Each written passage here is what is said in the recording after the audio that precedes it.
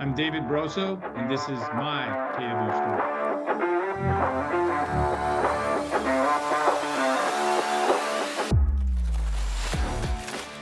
Good afternoon, everybody, and thank you for joining us for our My KW story today. We've got David Brosseau here, Regional Director of the Greater Heartland, and he has a fantastic story for you of how he's gone through multiple roles in the Keller ecosystem, including mega agent, team leader, multiple market center OP, some ventures up in Canada, and a really great story before he even got into real estate. So, David, thank you. I know you've got a busy schedule with all those job titles. So, thank you for taking the time with us today. We appreciate it. Thanks for having me. I'm excited. All right.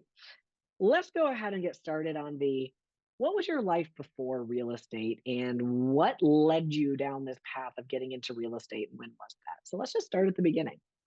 Sure. So I grew up in Canada originally. I'm from Montreal, and at the end of my teens, I played hockey growing up, and then when I was 18, I was drafted in the NHL by the New York Rangers, and then when I was 20, I moved to the States after becoming part of their organization, if you will. And for about a 8, 9 year period, if you think of baseball, most people can associate with baseball easier. I played like AAA hockey or AA hockey as part of various systems, I guess, throughout the NHL and things like that. So I got in the States through that career first.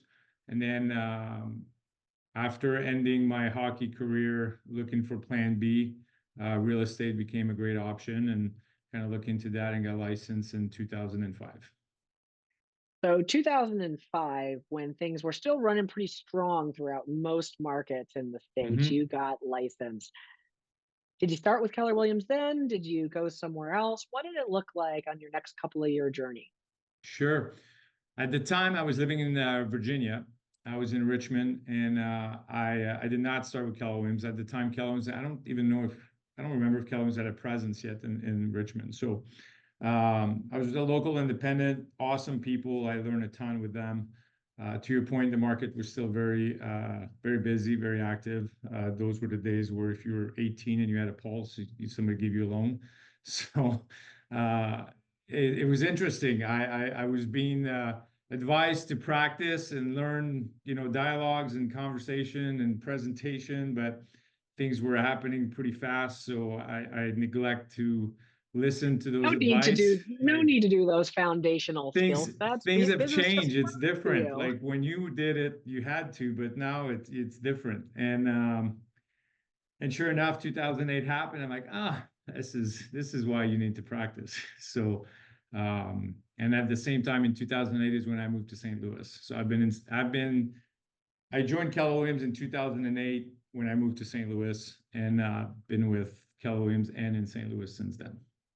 Why'd you choose Keller Williams when you went to St. Louis? I've interviewed with some of the other standing, franchise like Remax, Global Banker, and all this stuff. And then at the time, I was in coaching with Brian Buffini organization, and I found a couple that was with the Buffini coaching system that was affiliated with Keller Williams. So I called them up, and I didn't really know much about Keller Williams at the time. And when I met with them, talked with them, I realized that there was a lot of similarities between who and what Keller Williams was and where I came from. And I like the culture, I like the team environment, the support. I like the helping each other out and all of this. So that spoke a lot to me just from my previous world as living in a team, I guess, for as long as I did. And so that's what attracted me to it first. All right. So 2008, hard time to be in the real estate industry or mortgage industry. As we know, a lot of things happened and the market, so to say, crashed nationally at Sure that did. year, right? Some markets hit it a little bit earlier, some markets a little bit later, but essentially 2008 was the doozy of a Yeah. year. And you were in a new town. So what do your next few years look like in business? It was special. I had no I liked the description. It was special. right. There was a lot of learning opportunities for sure. I think the best part of it is that it forced me to do things that I should have done already, but that I didn't need to do. But when you open up a database and nobody is from the town that you're in, then you got to get creative and find ways to meet people in a hurry. I mean, just like we still promote to this day, right? I mean, I knock on doors. I join a lot of networking group.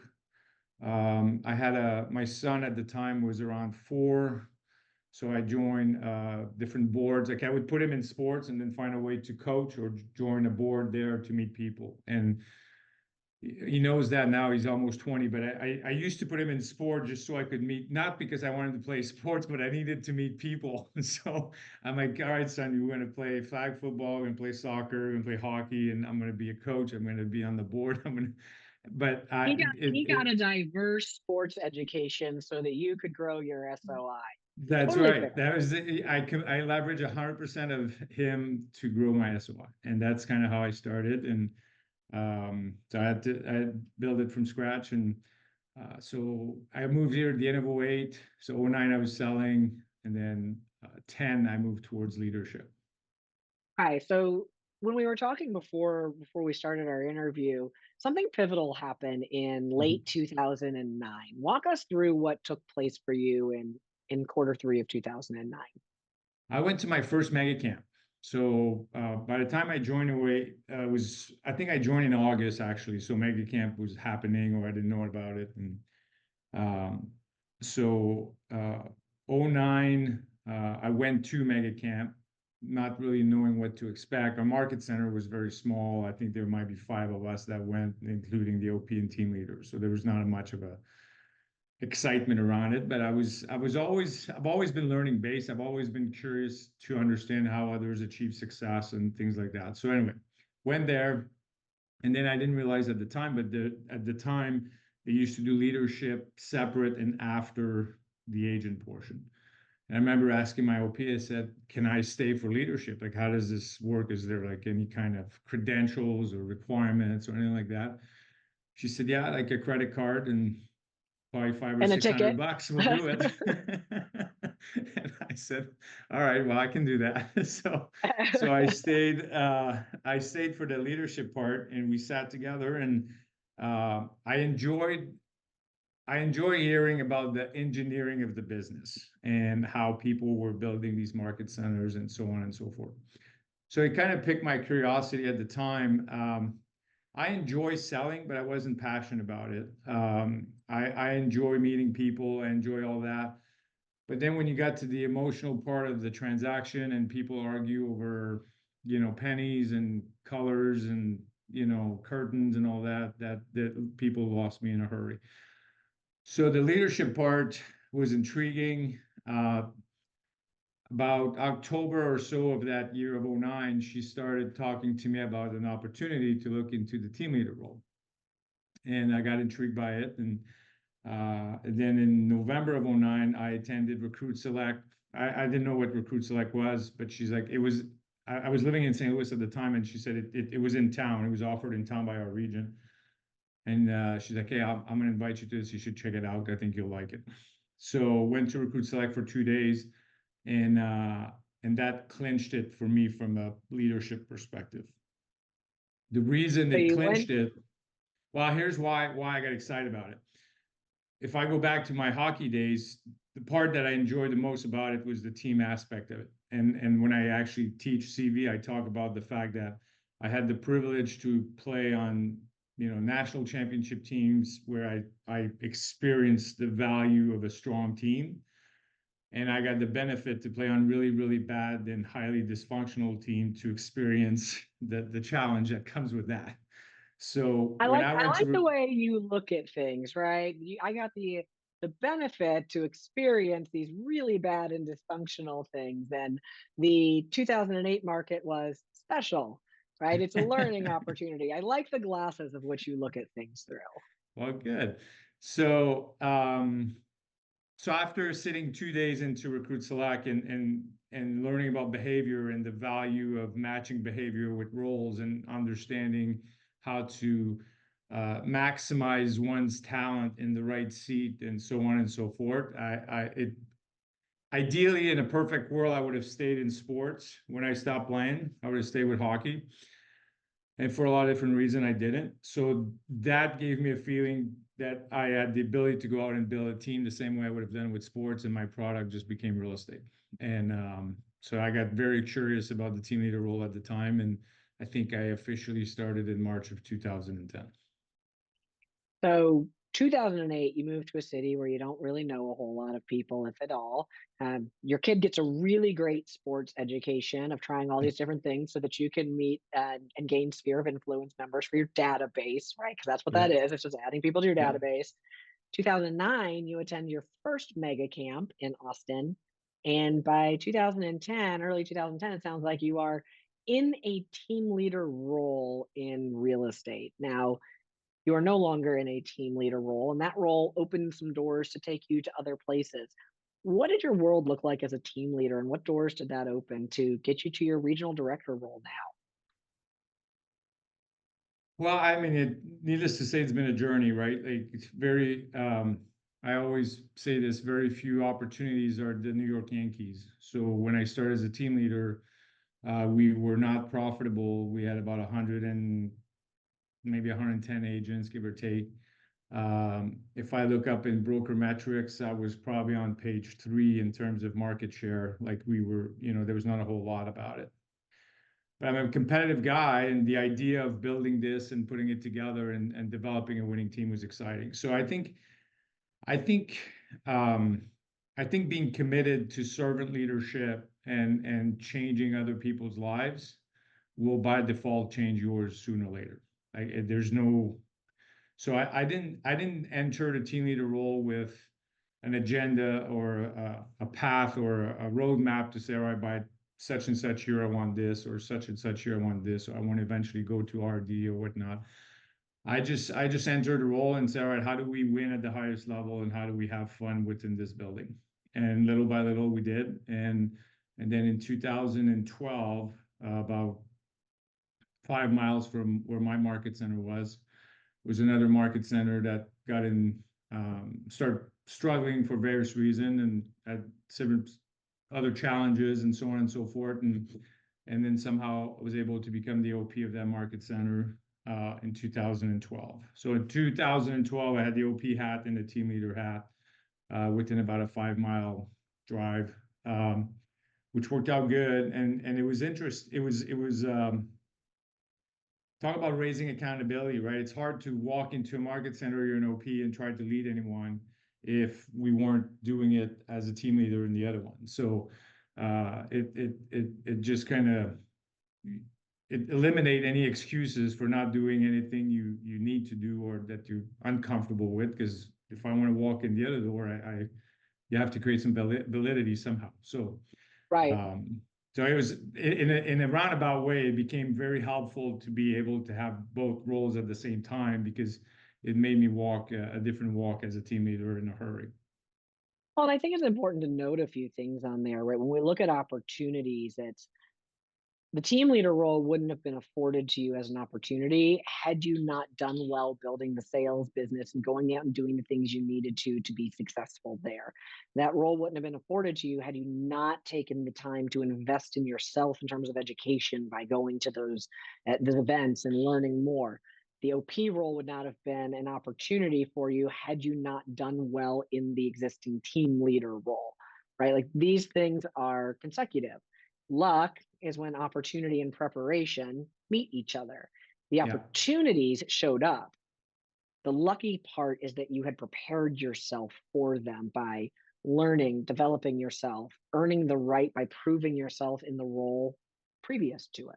I think that's huge for people to see on there.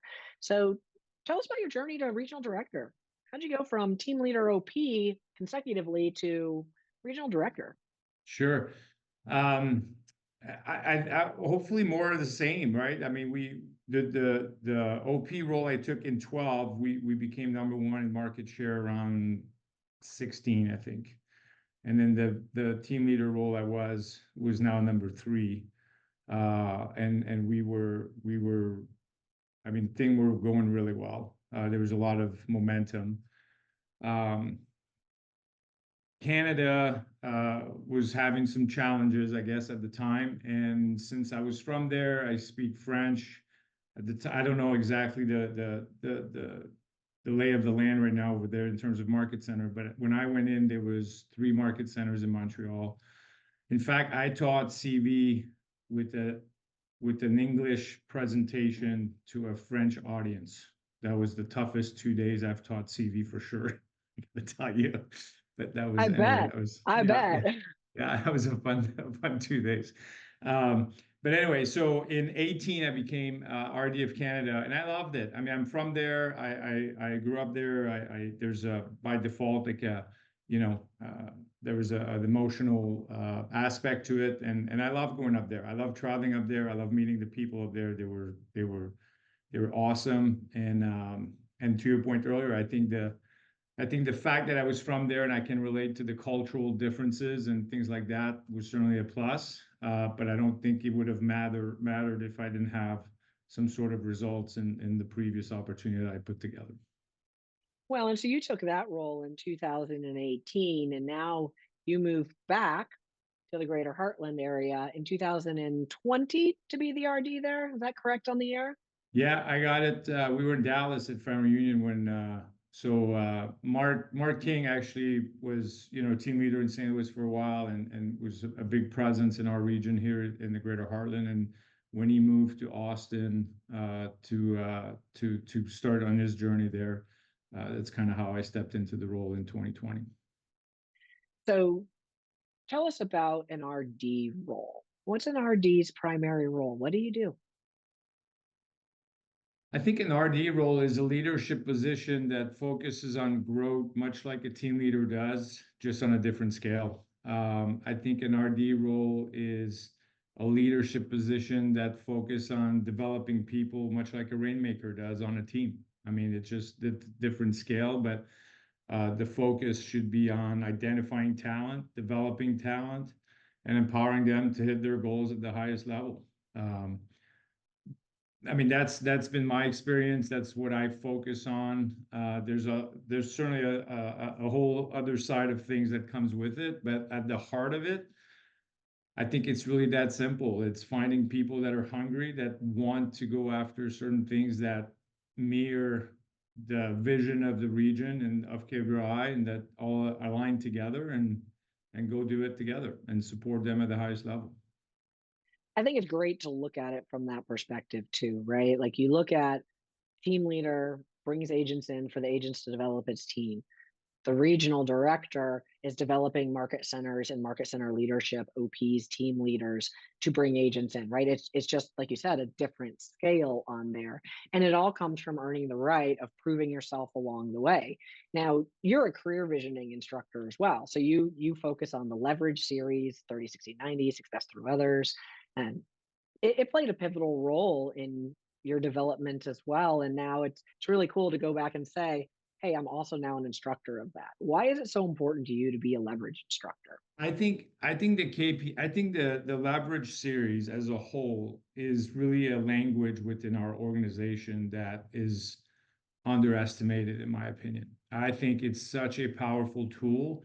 And I think if you want to create alignment within your business, whether it's a team leader with their LLC or an OP with a top 20% or a regional director with his top 20% or her top 20%, I think spending time walking people through the KPA process and learning to understand their language so you can empower them using their language and what they're looking for and what they need. I think it creates a level of alignment that no one else really can touch, in my opinion. Um, and like I said, there may be a lot of people, a lot of business heads out there that are much better at business than I am and things like that. But when it comes down to team, I feel like I've got my share of experiences between sports and business. And I think the CV process, the whole leverage series course, um, I think gives us an edge that no one else can touch when it comes down to building strong relationships, strong teams, strong market center when used at the highest level. It's so pivotal when implemented correctly in the hiring process, right? It really makes things almost foolproof. So amazing to have. Well, and I would argue not just in the hiring process, in conflict resolutions. I've had conversation with with OPs where they come to me and said, "Hey, I'm having this with my team leader. This is the conversation," and they tell me what's happening. And I'm like, okay, well, he or she's not hearing you. So why don't we pull the KPA and see if you're actually speaking their language on how you're trying to resolve this? And then what we realize is oftentimes the conflict is attempted to be resolved based on how they speak. And therefore, the other party is not hearing it because they don't necessarily speak the same language. So I think Yep. it goes beyond the process of using it to hire. I think it's just throughout the journey together with someone. It can be used at any opportunity needed when there's a conflict, when there's a celebration needed or whatnot. Like I think you can use several times throughout the relationship. That's a great point to make on there because I think that that's one of the underutilized areas is once the relationship has formed in the development of that person and in the communication, we tend to tuck things away in a drawer and not look at them again. And I think that's a Mhm. great point to bring up. So, David, if there was one thing you could leave these viewers with that are watching this video today, like the moral of the story from your journey that you want them to take out of it, what would that be?